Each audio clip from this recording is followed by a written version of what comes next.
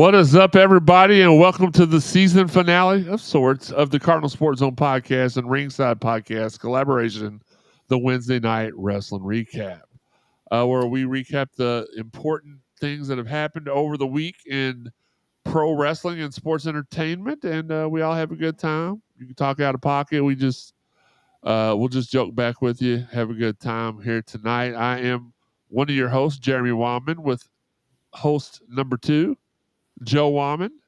Acknowledge me.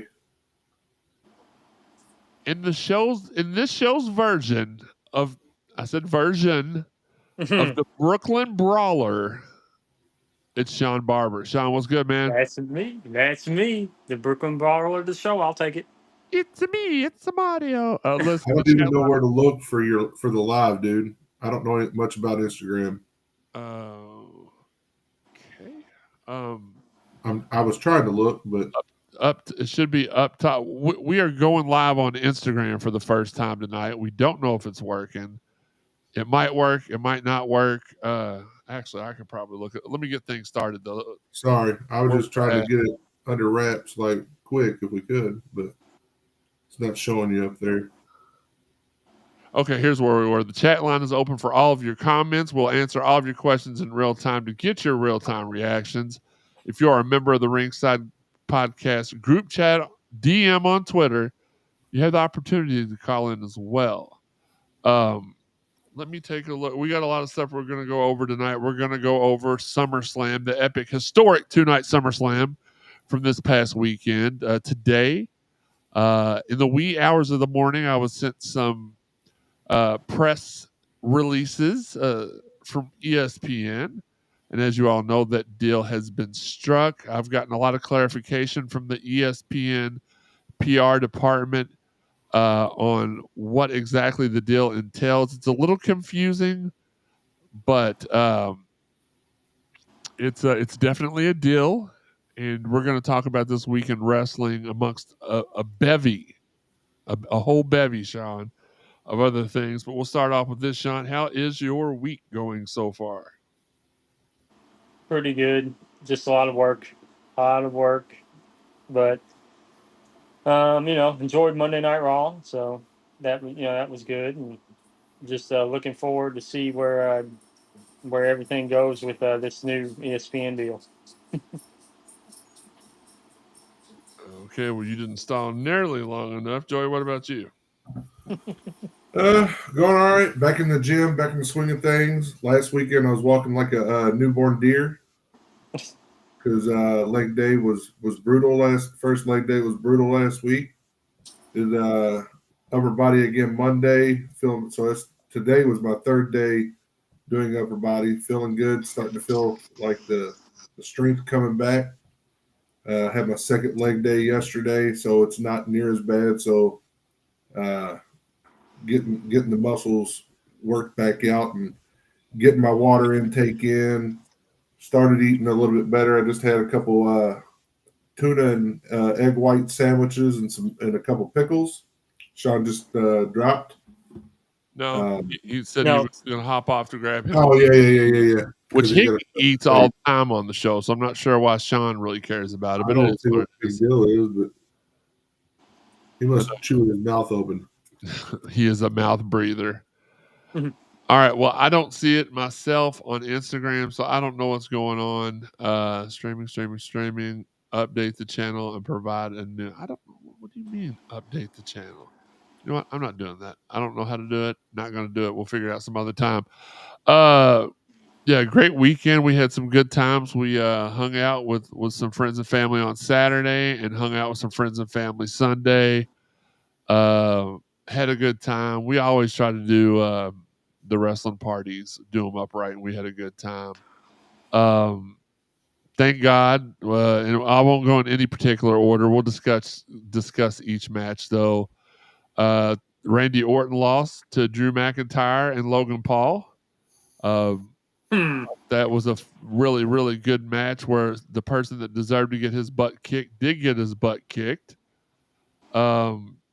The Becky versus Lyra no DQ, no countout match.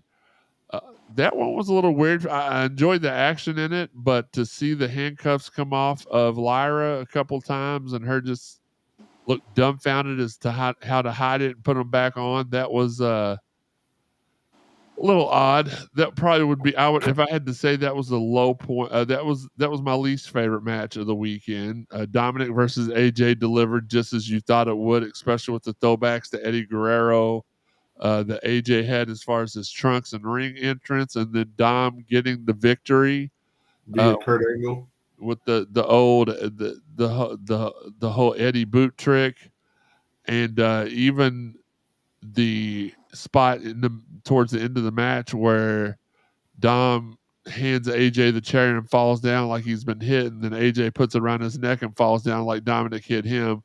It was just great match. I didn't rank these matches. Maybe we'll do that at a later time.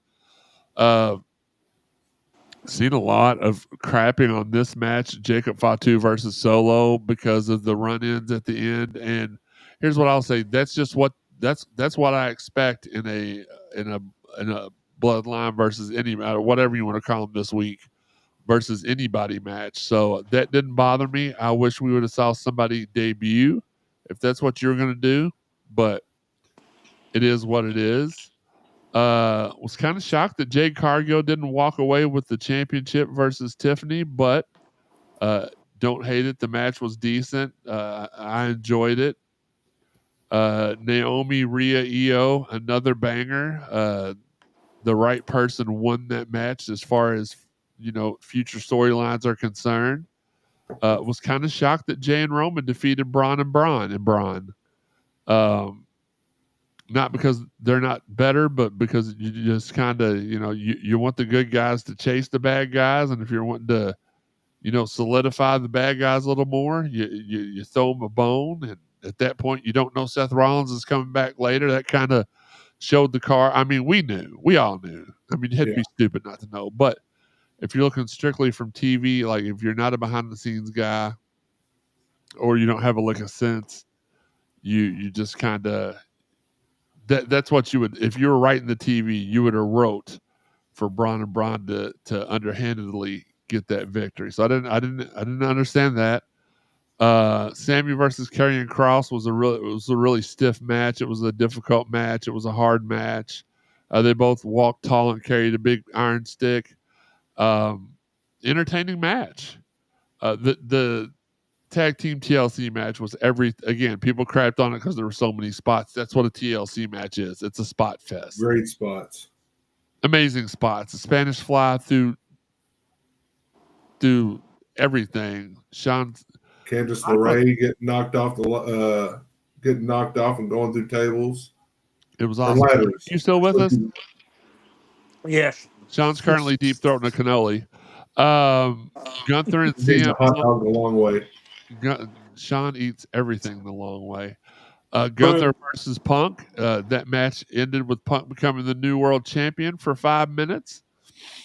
And then Seth, in a great match, by the way. It was a great match. And Seth cashes in and wins that championship.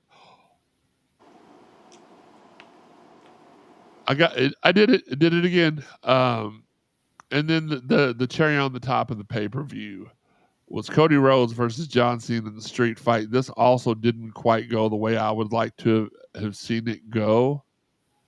But Cody wins the championship.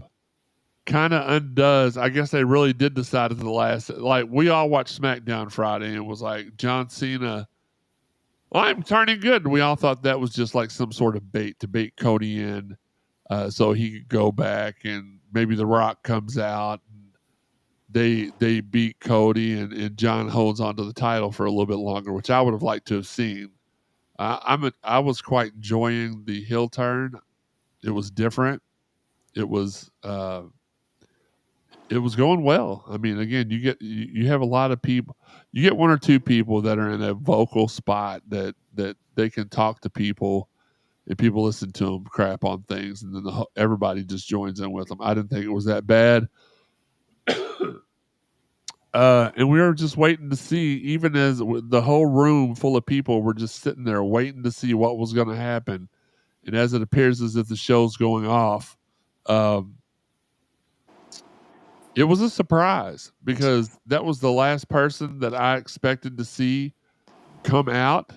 It made a lot of sense though after he did. It was Brock Lesnar. I'm of the mind. Here's what I'll say: if he really did everything that he was accused of, there's no way he should be on television. However, he's not been proven guilty of that. We do live in a society where we accuse first and then pardon later, when that's not the way it should be. If he really did do those things, they need to pull him off TV immediately. But he's not been proven guilty of anything. The legal team of WWE, which this was announced after the fact, after everybody got all anally what's the word I'm looking for? Retentive. Well, no, got You all said their anal swelling going on. It was announced WWE's legal team cleared him, which still doesn't mean a whole lot in a world where the Vince McMahon stuff went on for so long, right? And nothing was done about it. So I'll give everybody the benefit of the doubt in this situation, but from a pure character standpoint or pure wrestling storyline standpoint, Brock coming back was a big deal. We saw what we thought was Brock Lesnar's last match. All three of us did in Detroit at SummerSlam 2023 when Cody did the impossible, Super Cody, as Steve likes to call him, because Cody Rhodes is the new John Cena. John Cena was the new Hulk Hogan, and when Cody's done, there'll be another guy that never loses unless he has to. But I thought overall the 2-night format was good. I would like to have seen them spread the second night was all gimmicks except one match, and the first night was only one gimmick and the rest matches. I mean, approximately. I would like to have seen them spread out the exciting matches, but night 2 was a movie. It was an absolute banger after banger after banger after banger, and if that's what they wanted, they absolutely accomplished that.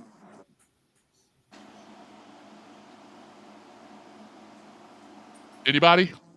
Oh, well, I was waiting to make sure you were done. So, a couple things. So, was happy to see Alexa and Charlotte win those titles. Progress their team a little bit more, and really enjoying that.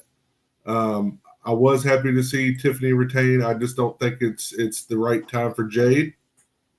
Seth and the crutch toss, amazing. So he's now got the heist of the century and the ruse of the century. Major PLEs. Naomi, Rhea, Io, fantastic. And again, I agree. I think Naomi keeping the belt on Naomi right now is the right thing to do. I'm thinking with Lyra losing that match, I'm kind of wondering if maybe they're going to take her off TV for a while, and maybe she pulls a Nia Jax, and they bring her back down to NXT for a while. Because I think they see that maybe it's just not catching on right now. I didn't particularly care for the exact way that the Solo Jacob match ended. It felt kind of rushed, and maybe it was. Maybe they were told to go home and they had to cut some stuff out. But overall, that match was really good. Dominic and AJ, awesome. And then what I'll say with the Brock Lesnar. So here's the thing. There's really nothing to prove him guilty or innocent of, because he's not even being sued. He's not on trial. He's named in the lawsuit. And again, where's all the if there's, like you said, if there's video proof, if there is actual transcripts of text messages between Brock Lesnar and Vince McMahon saying, "Hey, here's a contract, plus we're going to give you this lady to do what you want with," and he says, "Oh, okay, that sounds great." Well, then, yeah, that's it may not be a legal thing, but that's an ethical thing, right? But correct. I've not seen that. So, and again, here's the thing: John Cena is gone at the end of the year, right? Brock Lesnar will be gone after his program is done with John Cena. I guarantee you, bringing Brock Lesnar back is only meant for this program with John Cena. Once it's over, Cowboy rides back up to Canada and hibernates in his 1,000 acres of property. I'm sure he did this as a favor to John Cena. Supposedly, like when Cena, went to Triple H and Nick Khan and said, "Hey, I want to retire. I want to do kind of a retirement tour. Here's a list of the guys I want to work with." Brock Lesnar's name was on there, so they probably have been, monitoring the situation. And like you said, after the fact, they said 4 weeks ago the legal team cleared him. So they were probably up until close to the last minute decide, obviously right before Friday Night SmackDown, at some point decide, you know what, let's pull the trigger on this. Let's go ahead. And it may have been up until that point, The Rock coming and doing what you were saying may have been the plan.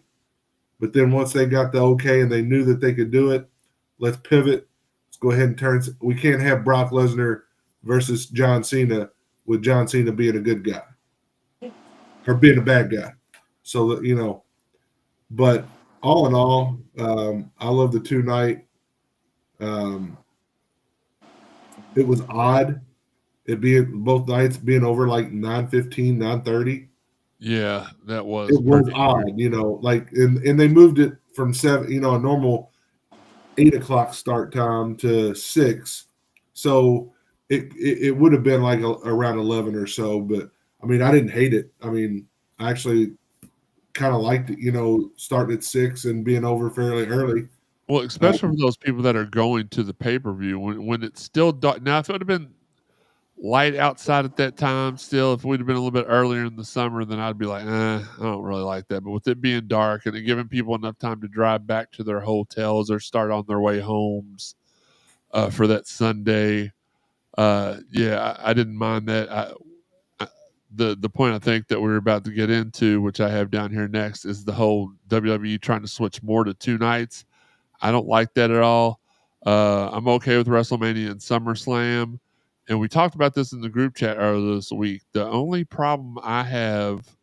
worry I have with them doing the Royal Rumble 2 nights is that if they have the men's main event one night, the women's main event the other, and they keep raising their prices, your consumer is going to be, well, I'm going to go watch the men's night, and then that first night's going to suffer, and that's going to cause all kinds of problems behind.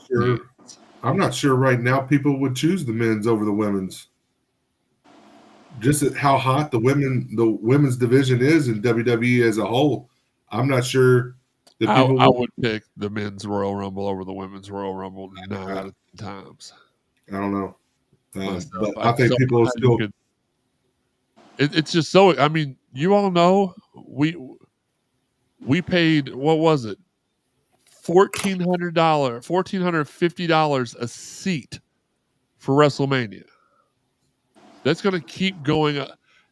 And to compare that, when me, my brother, my wife, and Steve went to Royal Rumble, we had front row seats to the Royal Rumble.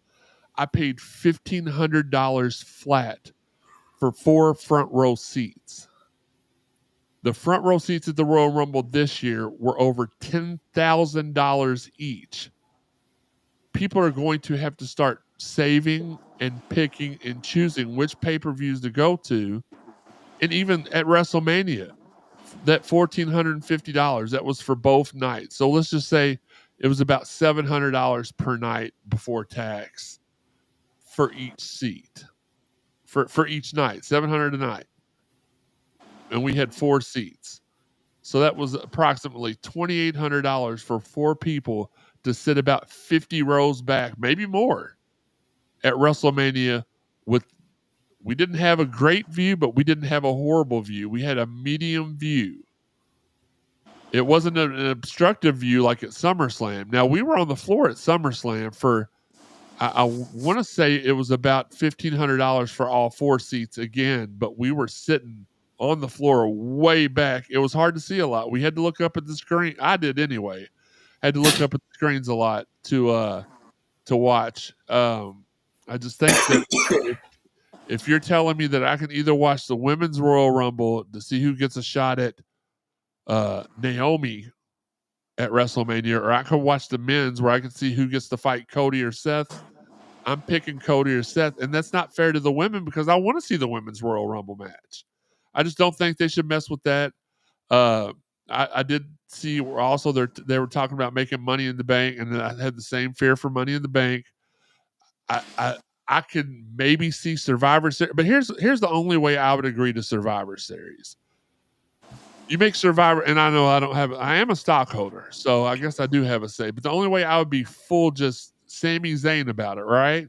Just straightforward about it, is if you told me that on night one we're doing the traditional teams 4-on-4 Survivor Series matches. On night two, you either do champion versus a mixture of champion versus champion, like it has been in years past, and you mix in a couple of War Games matches. I would be all for that because again, you're still going to have to pick. Do I want to see the fun 4-on-4 Survivor Series matches, or do I want to see War Games and the champion versus champion matches? And again, I know last year they did the champion versus champion matches, the heavyweight anyway. They did those at, was it Crown Jewel for the Crown Jewel championships? But in years past, it had always been SmackDown versus Raw champion of all, Intercontinental versus US, tag versus tag, heavy versus heavy, women's versus women's at Survivor Series. You could almost, like with Survivor Series, like mix like you could have a War Games match, some traditional 4-on-4s, and some of the champion versus champions both nights. Maybe like men's one night, women's one night, the Intercontinental versus the U.S., the women's Intercontinental versus U.S. Things like you could have kind of split them up on each night and have a little of all of that on both nights and probably, make it, entertaining. And here's the thing. I think it's not going to change, especially when they're still filling the arenas. Yeah. People are paying the $10,000 for the front row seats. People are paying all the money for the other seats. So, and at the end of the day, TKO is running a business, and they're trying to make as much money as they can. It's just greed, and it is. It's something that it's just hard. It's just hard to grip with because somebody who loves to go to the PLEs, the premium live events, like I know that we've talked about going to WrestleMania, but I don't know that I have $7,000 for seats and hotel rooms and airplane flights, or 5,000, whatever it is for two people. Well, that's when we just buy the nosebleed seats and we go and stand up on the party deck. It's just it's just getting out of hand. Tom Jeffrey says, "What's up, fellas? What's up, Tom?" Wes Brocky says, "Cena deserves the right to wrestle whoever he wants on his retirement tour." I agree. He also agrees that if there's any wrongdoing with Brock, he shouldn't be wrestling. But who is there really left they could use for Cena? So great point there, Wes, and I wanted to get to that. I would use the rest of Cena's. Obviously, they're going to run with the Brock thing. Hopefully, that match is at Clash, so we get that over with really quickly. But I would use the rest of his run for him to interact with some of the guys he's never interacted with before. I think that would be very very good for the young and upcoming talent. I don't know that we've seen a whole lot of John Cena and Gunther. I don't know if we've seen a whole lot of John Cena and Seth Rollins. AJ Styles. Well, that was AJ's first feud was John Cena. And that was I know. I'm saying that's somebody that's left that to have. That would be a great callback. Yeah, absolutely. John and Randy. Randy. Got 5 months left, right? August, the rest of August, September, October, November, December. So roughly 5 months. He's got like 11 dates left. Right. So that could be One of them's going to be on SmackDown just talking this Friday. Great. That's what we need is another John Cena. At least it's not John Cena and Cody facing off. Thank God. But, you know, I would like to have seen them now with their no title being on the line. Cena and Orton recalling, like, they didn't do enough with that. I would have liked to have seen them go back to the OVW stuff and explain how that all started and how they were part of the recruiting class with Brock. I actually was talking about this the other day with somebody. I would love to have seen at the end of this year a Cena, Orton, Brock, Batista faction that just the OVW4, call them the OVW4, and have them at war games, have them, you know, in things, helping John win.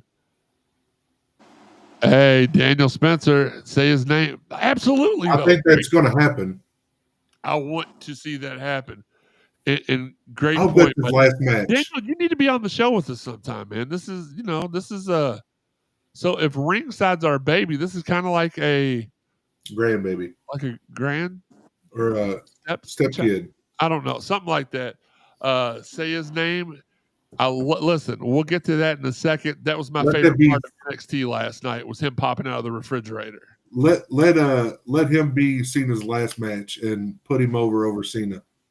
Oh, dude, it would be fantastic. But yeah, just this whole last month or so with John Cena just didn't go the way that a lot of people saw it going. I was one of the few people that enjoyed the heel turn because you never thought you'd see it happen. And him, you know, making fun of the crowds and this and that. And I guess I have a bigger issue with the way he just, like, the light switch turned last Friday night. And he just went from bad to good. With no, again, I thought that was just him trying to set Cody up so he could do something underhanded on Sunday. But very, very, very good point, Daniel. Say his name and he appears. I would love to see him. I'm gonna go a step further. I not only want to see John Cena versus Joe Hendry, but I want to see John Cena versus Joe Hendry at Bound for Glory at a TNA pay-per-view. I think that would be so awesome. That would add a feather in the cap of John Cena. He can be like, well, I never left WWE, but they're letting me wrestle at TNA. And it don't have to be Bound for Glory. I mean, that's the one that makes the most sense because that is the biggest one left on the schedule and one of the big two. Daniel, you can correct me if I'm wrong, but I'm pretty sure Bound for Glory is like WrestleMania and Slammiversary is like SummerSlam as far as importance. I cannot, speaking of, and we'll get to Impact here in a second, cannot wait for the show to be over with so I can go to my TNA Plus app, very, very affordable, only $10 a month, and watch the documentary, the Slammiversary documentary that they did starting tonight. It was available for all monthly subscribers. Before it was just for the higher tiers. Now it's for everybody that subscribes monthly, and I can't wait. Why did you send me your login to watch it? If that were, I would never do that. Ask me after the show. So I can log into your TV while I'm over there and watch it. Yes, absolutely. All 57 of my TVs are already logged in, and yeah, maybe. Okay. Not going to make any promises, but maybe Daniel can come in a couple. We'll figure out a time, but we'll have Daniel instead. He's not been to the new studio. He's not seen the new studio. We'll have him come in and do it. We'll all be here and in studio and do. Maybe we could do that August 27th edition where we recap Emergence and set up for Bound for Glory, which is Hardy's versus Dudley's. Like, sign me up. That's all. That's the only match I know so far. Sign me up twice. Next bit of news. Again, we woke up. I woke up early this morning, looked at my email, and I had some stuff in there about a huge deal that was being announced. ESPN signs a deal for $1.6 billion to acquire the rights to the WWE PLEs. My first question is: are we going to have to get a butter knife to start watching these pay-per-views again? From what I gather, and again, I have gotten the same information from ESPN all day long. I have also, when I've asked them, they've said, "Well, people are getting confused," and yes, people are getting confused because the way they're putting it out is very confusing. But the way that it looks, it's only going to affect YouTube TV subscribers for now. That's me. And me. If you have any other server other than Dish Networks, also, I don't even know if it's still a thing. But the only one I didn't see on there other than YouTube TV was Dish Network. Again, I don't know if that's a thing anymore, but like Spectrum was on there. Well, Charter, but Spectrum and all the other ones were on there other than YouTube TV. So I will have to pay the $29.99 a month. However, if you have any of the other streaming services or any of the other cable services, select PLEs will be available right on your ESPN channel, just like it was Sports Center, just like it was First Take. So that's pretty interesting, pretty cool. The gentleman I spoke to at ESPN said you will still have to pay extra for WrestleMania and Royal Rumble starting in 2026, but you should get a majority of the other ones right on your ESPN lineup. Again, I think that's pretty cool. I know a lot of people were afraid that it was going to be the $29.99 for the ability to log in, and then you were going to have to, because the way they do the UFC is you pay a monthly fee to be able to access them. And Sean has rejoined the and then you had to pay a fee for each UFC fight. Sean, you there? Yeah. Okay. Yeah.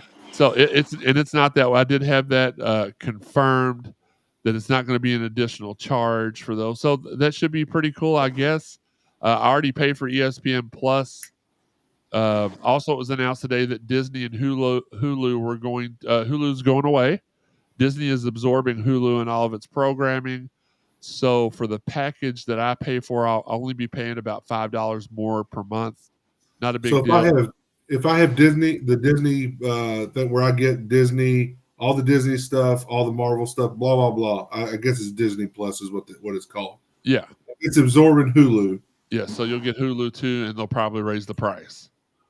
But I've got the Disney Plus, Hulu, ESPN Plus package, so I don't know how that's going to be affected. I know that they said for the first 12 months they would let you have that package plus the premier package of the ESPN DTC is what they're calling it for a flat rate of $29.99. So it won't cost any extra for all those together for 12 months if you sign up for it. So I think they also said that you can do the $29.99 a month, or you can pay a flat $300 for the year. So you'd basically get like 2 months free. right. Tom Jeffrey says, I have a media box. It doesn't matter. I don't know what you're talking about with people from other promotions watching. But that's very true because we'll be able to watch all of them anyway. Sean, any thoughts on this with you?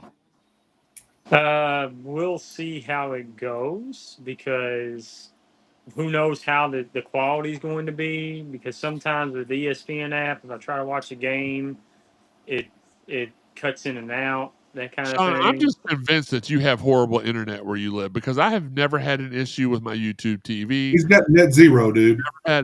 He is net zero. I've never had any issues with my ESPN Plus, my Peacock, none of that. My regular P, none of it.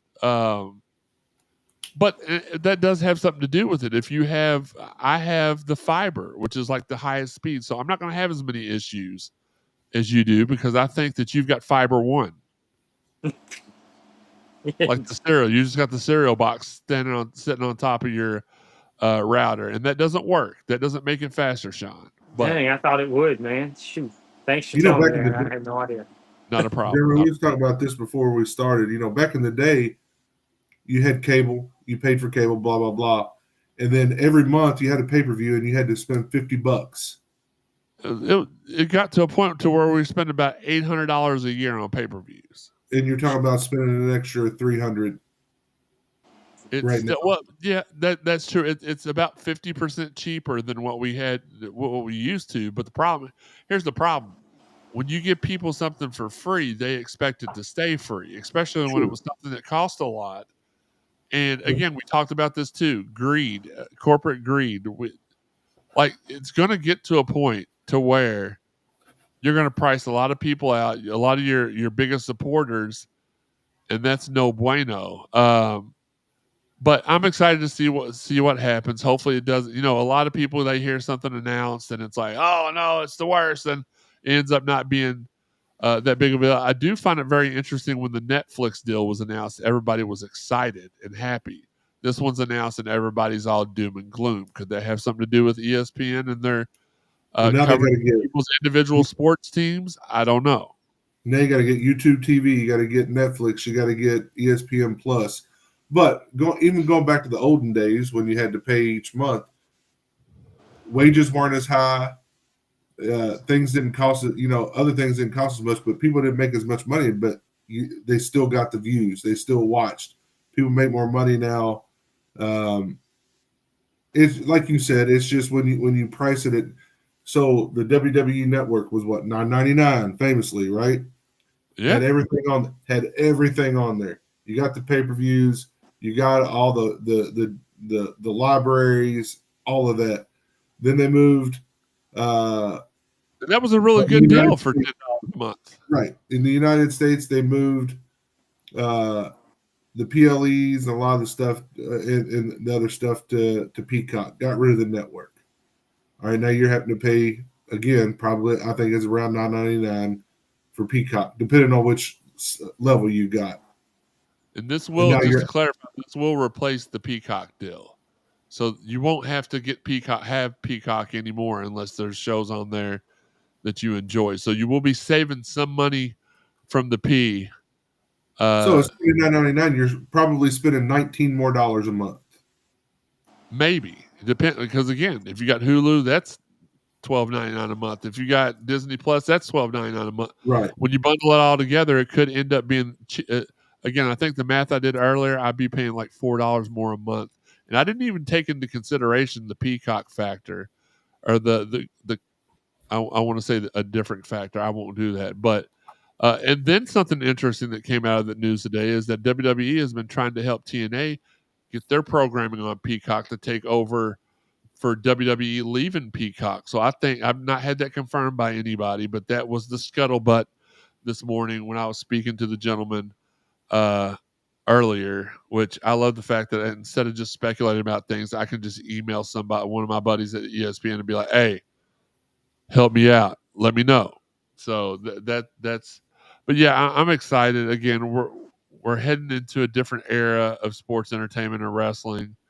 And whereas people may have assumed that TNA was going to be the one that died, I say not so fast, my friend. I believe that they're doing hit.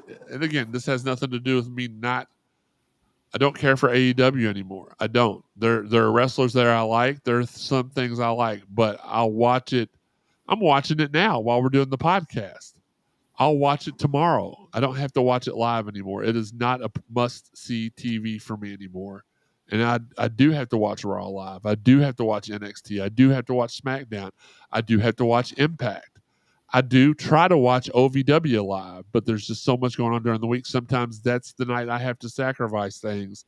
It's Thursday night, but I go back on YouTube later on that night or the next morning and I'll watch it. So it's going to be interesting to see what happens. Does TNA reassert their dominance as this number 2 brand in North America? I think they do. And if they get this deal on Peacock, watch out. They may be a legitimate contender for nobody's ever going to be a legitimate contender for number 1, but like they could be a solid 1B. Like I enjoy Impact every week. But yeah, that's what we got going on. Let's go through a few of the shows really, really quick, and then we'll let y'all get off here. We know it's a Wednesday night, and y'all got stuff to do. And man, I've been sick. I haven't even got to work this week. I've been sick. So Monday Night Raw, Rollins promo opens up where he announces the Vision. LA Knight comes out to interrupt that. Big scuttlebutt. Adam Pearce comes out, declares the title match later on in the night. The Bronze are banned from ringside. Then we see Rusev and Sheamus and Sammy get into a love triangle.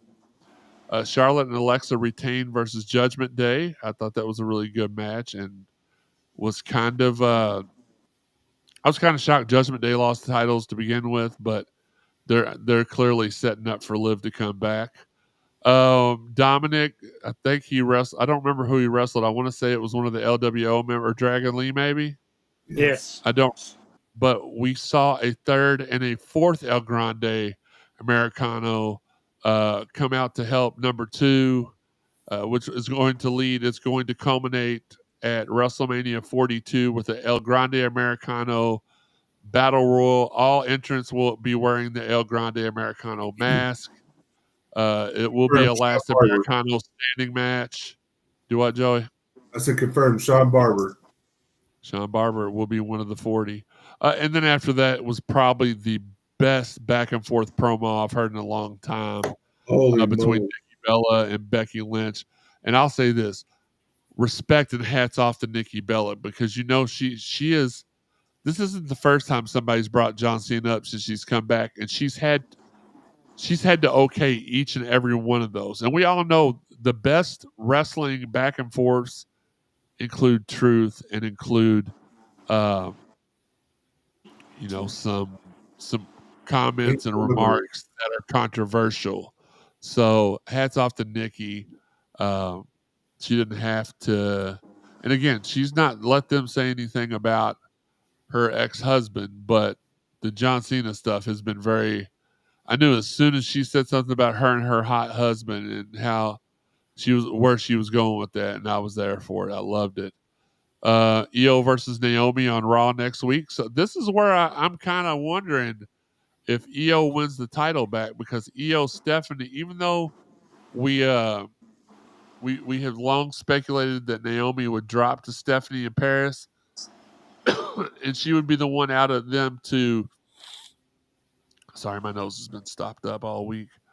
She would be the one to peacefully transfer the championship between. I want to see.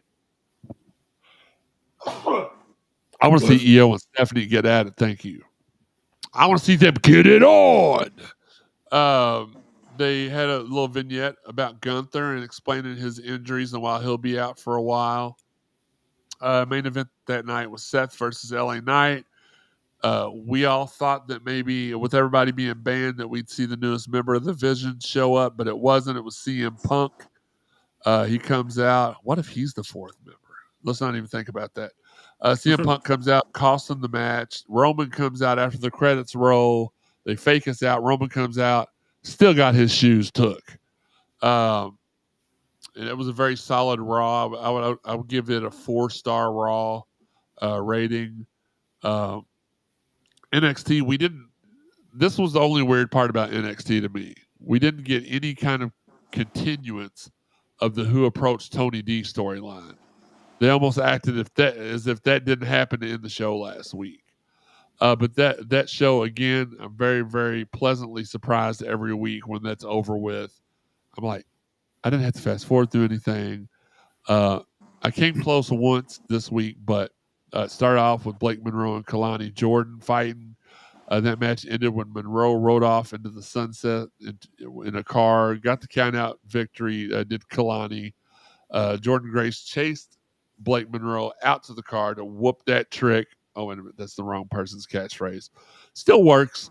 Then we had the little backstage. You're saying there's a chance between Chase U and Hank and Crank. There wasn't a chance. Hank and Crank won the match easily. Dark State jumps them after the match, which sets up the situation for later on in the night. JC Jane versus Ash by Elegance was promoted for this Thursday's episode of Impact uh, when Ash by Elegance's manager, I forgot what they call him, the concierge, I think, appeared in taunted JC. Uh, Miles Bourne defeated Lexus King. I don't like that. I think Lexus King is a superior wrestler. Not just because he was the OVW heavyweight champion at one point, but because I really like him, and I don't like the fact that they jobbed him. I may be the only person, but I don't see the appeal to Miles Bourne. Not a huge fan. Next was Thea versus Nia Jax, literal squash match as she ends it sitting on poor Thea's chest. She starts talking crap. Nia gets on the microphone, starts talking crap. Lash Legend comes out.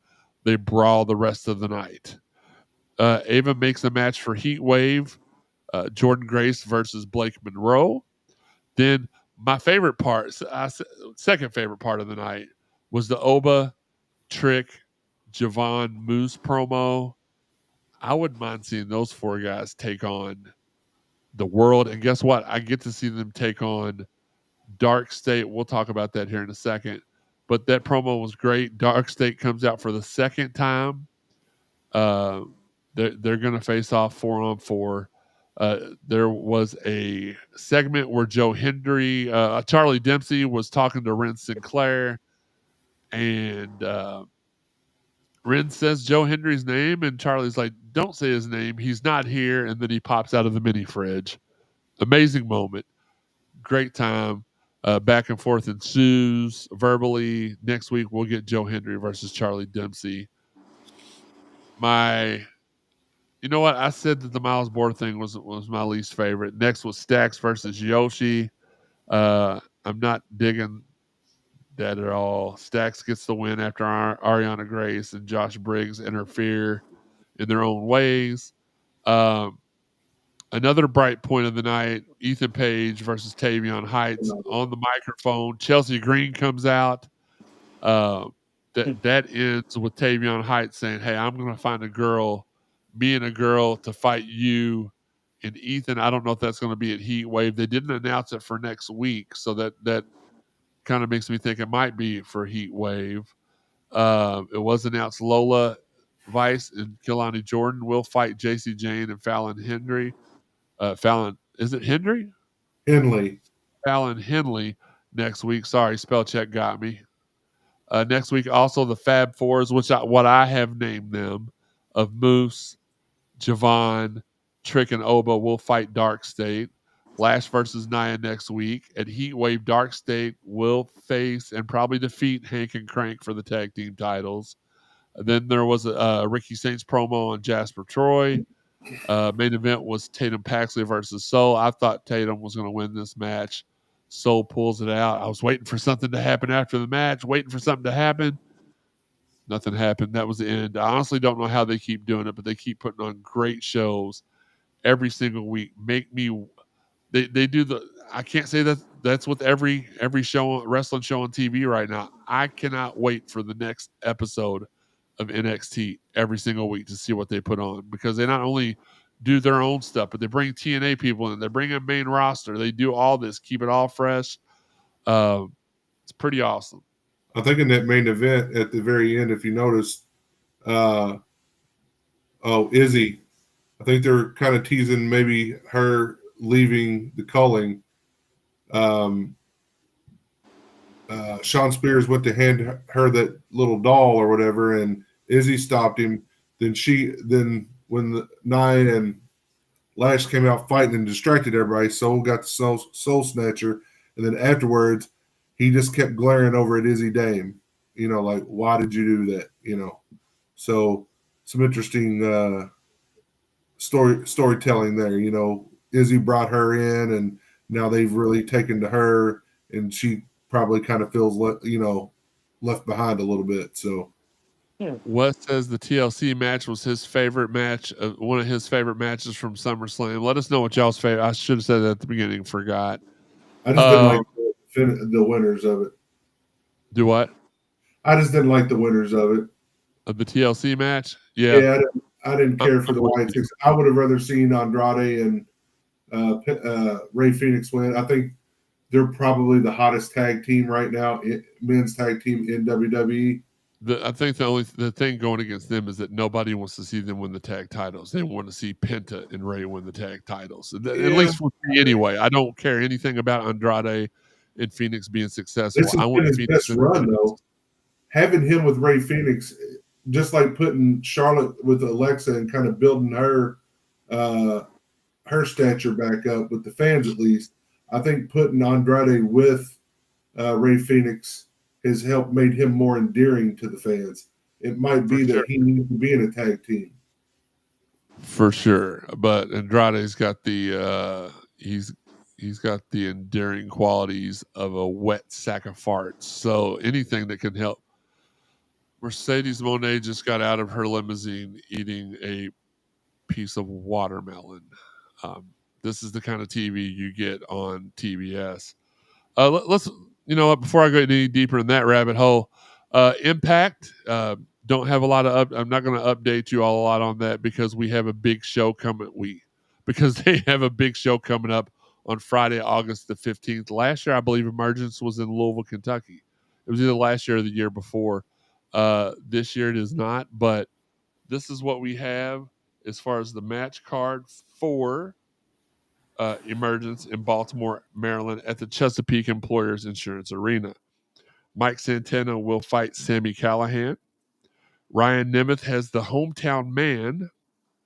We have a tag team title match for the TNA World Tag Team Championships. The Hardys defend against the Rascals, which it says Zachary Wentz, or Myron Reed or Trey Miguel. Steve Macklin will defend his TNA International Championship in a no DQ match against Jake something. The Elegance brand, the tag team champions, a 4-way tag team title match, by the way, will defend their titles versus the Inspiration or Iconics, Fatal Influence, Fallon Henley and Jasmine Nix, and Li Ying Lee and Zaya Brookside. What I do not want to see whatsoever is Fatal Influence winning these titles. If they win these titles, I'm going to start getting very, very uptight about this relationship. Nothing I can do about it because I don't own a stake in TNA. I do own a stake in WWE. And what probably is going to steal the show, Cedric Alexander challenges Leon Slater for his TNA X Division Championship. And last but not least, the face of the franchise, Moose, will challenge Trick Williams for the TNA World Heavyweight Championship. That's going to be a solid card. And we, of course, will have that on as we're watching SmackDown. We are a dual downstairs household here. So whether we watch in the basement or watch on the main floor, we will have both on and be enjoying it here at the Wah Mansion, as I like to call it, even though it's the smallest house I've ever seen. Tom Jeffries is up next with our. Let's go ahead and throw his. He loves it when we put his name up here on the screen. Eats it up for the AEW report, and this is all he gave me. Looks like MJF is definitely getting the boot from the Hurt Syndicate. Shelton Benjamin tells him the watch he gave him was from Temu. Christian Cage comes out with Tony Schiavone, and he says, "Hey, I'm an a-hole. I was obsessed with the AEW championship." And the whole Nick Wayne crew comes out and jumps him and leaves him laying flat again. And what I thought was a really, really good match. Hangman defeats John Moxley to retain the AEW championship. That's really all there was last week in AEW land, according to Mr. AEW, as I like to call him, Tom Jeffries. Now, what we're going to do match is where Trick drops the title back. You think he drops it to Moose? See, I don't. I think he drops it at Bound for Glory. I don't think he drops it at Emergence. I would love Moose to be the one that beats him, but I don't think it's going to be Moose. I just think they're going to stand at Bound for Glory. I think they're just going to maybe move towards Trick being more looking to go get, looking for Oba, with, the NXT title and everything. I think it's Love run that. its course. It's been good. It's been fun. It's been cool. But I think it's time for that belt to go back to TNA. Absolutely. I could not agree with you more. Sean, when is Bound for Glory? Can you look that up for me while I get into this while I get into the next segment, and we're wrapping up things for tonight. We try to keep this at an hour or under. We're going to be really, really close, but we're going to get to a segment I like to call the pipe bomb, because I've got something I think Joey does too, but I'm going to lead off. Or he may not have anything anymore. We talked about it earlier, but let's go ahead and throw to the pipe bomb.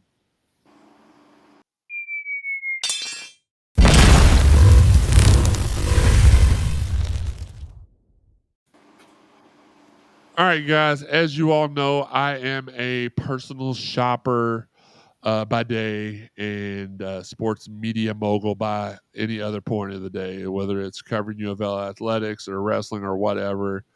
I'm doing that stuff, and being a personal shopper allows me the freedom to be able to do everything I want, everything else I want without having to worry about it. But last week, I saw something that was very, very disturbing. Sean, I'm going to give you a chance to try to guess what I'm about to go off on. What did I see that made me angry, that pissed me off at Target this past week? Oh, And no, it wasn't dudes with boobs. you saw somebody steal something and walk out the door? No, here's what I saw. I You saw saw them Sean put. buying his silver bullet. Yes, that's exactly what I saw. No, I saw them starting to put up Halloween stuff. Okay. Walmart too. Oh no, that's not the worst part. As I passed up the Halloween stuff and started to get my blood boiling, I saw Christmas stuff being set out. It is August the 6th. Now I know Christmas is only 4 months away, but can we get to maybe mid-September before we get Halloween stuff? I mean, maybe I can accept Halloween a little bit more, but there's no reason we should be putting Christmas stuff out at the end of July. That's just disrespectful to Halloween and Thanksgiving. There's like 4 other holidays before Christmas. What are we doing? I went to Hobby Lobby with my wife late last week, and they had their Christmas stuff and Halloween, and I'm like, there are like 17 other holidays before Christmas. Can we not delegate to the proper holidays at the proper time? Whereas I wasn't as aggravated about this as I thought. We don't need to, like, listen, as you get a little bit older, the months and weeks fly by as it is. We don't need for one day to be July 1st and the next day to be Thanksgiving. So let's slow it down a little bit. Joey, did you have a pipe bomb you wanted to share? I don't remember what it was. There was something like over the weekend that I talked to you about, but Was it Jeremy Banta? Did you want a pipe bomb on Jeremy Banta? Art. No. Big dog got to eat. No, I don't remember what it I'm was. gonna see if I wrote it down real quick, because normally I do write stuff down as we talk about it. I don't know what it. I don't remember what it would have been about, because SummerSlam was amazing. Hanging out with the Williamses on Sunday was amazing. Thought Steve was going to make us homemade pizzas on Saturday, and instead he got us Domino's, which is like my least favorite pizza in the world. So for everything I do for him, thanks for the minimum effort in return. Maybe I need to pipe bomb on Steve next week. No, I won't do that. Sean, did you have anything that pissed you off this week? Other than your normal life stuff? If I see another motorcycle darting in and out of traffic, like when the cars are literally like feet apart and they're darting in and out between cars, I might lose it. I might absolutely lose it. Okay. Open your car door. Yes, open the car door as they go by. That's what I do. Look, we're closing things up now. Remember to get in touch with our fine sponsors, i6tix.com. They make all kinds of customized wrestling memorabilia. Just go to their website, www.i6, the number 6, tix.com, to see what they can provide for you. And our major sponsor, our guy Abdul at CapGo Championship Belts, who continues to churn out the hits. Got a customized, some customized stuff done for family. I'm not going to say because there's still members that I haven't got to give their gifts to, but I caught myself there mid sentence before I gave away the surprise. But he can make your dream championship, whether it's the real deal that they have now that they're carrying around on any of the TV shows, or it's something that you want to do custom, like my 55 World Heavyweight Championship that is just beautiful. It's over sitting. It would normally be behind Sean, but Sean didn't come in this week. But he does great work. Let him know I sent you. Sorry, the fans just hit me. Let him know I sent you for an additional discount. And if he doesn't give you that discount, let me know so I can hit him up and be like, hey, I sent them. Give them the discount. Sucker. Final bell, closing thoughts. As everybody knows, a couple weeks ago, we lost the immortal Hulk Hogan. Again, another situation where people, want to judge the guy over the character. I don't think that, a lot of us support the things he felt personally. And again, even with that, the things, his personal feelings, those were from years back. He, not trying to make any excuses for him, but he did get saved over the last 6 months and, accepted Jesus and begged for forgiveness for his sins. So hopefully that changed him as a person. But at the end of the day, his funeral was yesterday, and the funniest thing happened. There was a cloud above the funeral home shaped like him doing his pose. And that was, I don't know the location. I said it was above the funeral home. It was somewhere either around him or around his home. I do know that. That's just a pretty cool thing. Again, this week I called it a season finale at the beginning. It's not really, but we're going to be on break the next few weeks as we gear up for Clash in Paris. Normally we would preview it. Not normally we preview it. We're going to continue to do that. We will see you guys again on August the 27th to preview Clash in Paris and recap Emergence. Shout out to our guys Dave, Bubba, Mark, and Tommy at Busted Open 247 that have been sharing our stuff in the Busted Open Facebook fan page. So I know they've been checking out our stuff as well. We're going to try over the next few weeks. Those of y'all that know us know that we also that the Cardinal Sports Zone podcast side of this podcast also covers college athletics. So we're going to be gearing. The reason we're taking the next 2 weeks off is so we can have a little break before football season starts, and we go to a multi-show per week format. So we're going to be gearing up. We're going to be getting things together for that, trying to figure out the best days and times for us to bring you that. Last season, we came to you Friday nights at 10:05 after SmackDown for the college football preview, and then Sundays at 1 for the college football recap. Don't know if that's going to work this year.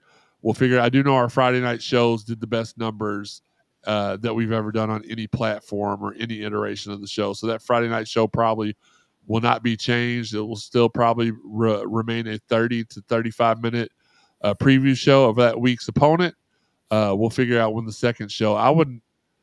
We'll talk about this off camera, but I even think there might be a benefit to doing the recap show instead of doing it Sunday, doing it Saturday right after the game, as long as everybody can get together. So we'll figure it out. We'll talk about it. Let's talk about that. For myself, for Joey, the Shua Fala, for Sean, the Noah Fala. This has been the Ringside Podcast and Cardinal Sports Zone podcast production of the Wednesday Night Wrestling Recap. Until next time, you can find us on the unlimited plan of ESPN DTC. Oh, never mind. You can't see us there. We'll see you at ringside. We'll see you soon. Thanks